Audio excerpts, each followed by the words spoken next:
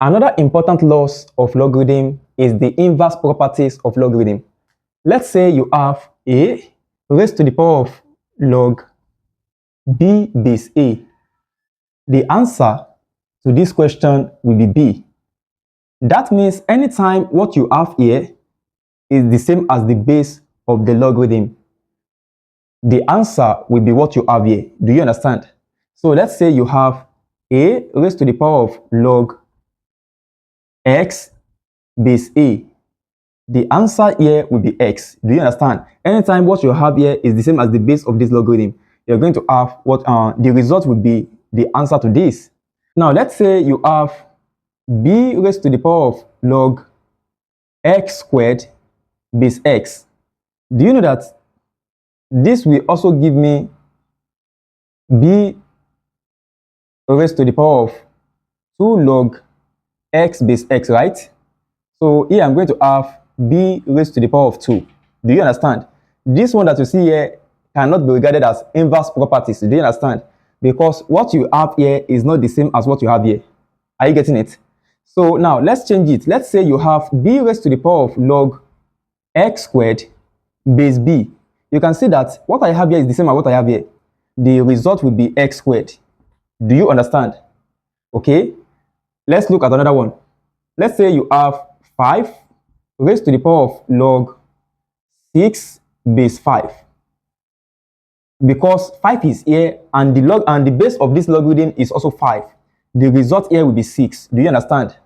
Okay, let's change this. Let's say you have log. Okay, let's say you have 6 raised to the power of log 10 base 6. The result here will be equals to 10 because what I have here is the same as the base of the logarithm. Do you understand? So let me quickly test you. What will be this one be? Let's say you have e raised to the power of ln a. What will be the answer? The answer here will be a. Do you know the reason? Because ln a is equals to log a base e. Do you understand?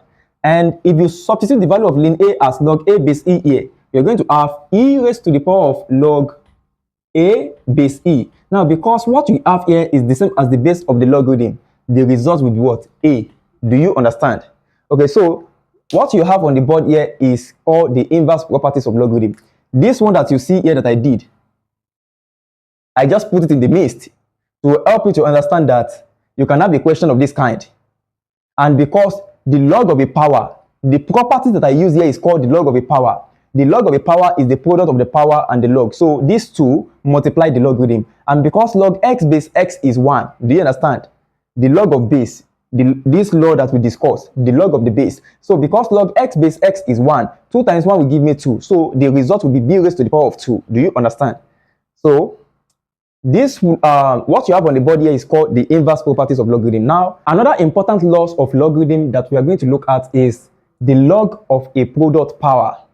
Let's say you have log a raised to the power of b times log c raised to the power of d.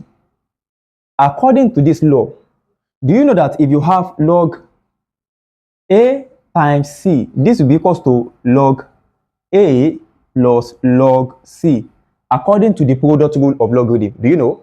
Now we are having log a raised to the power of b times c raised to the power of d. This will be equals to log a raised to the power of b plus log.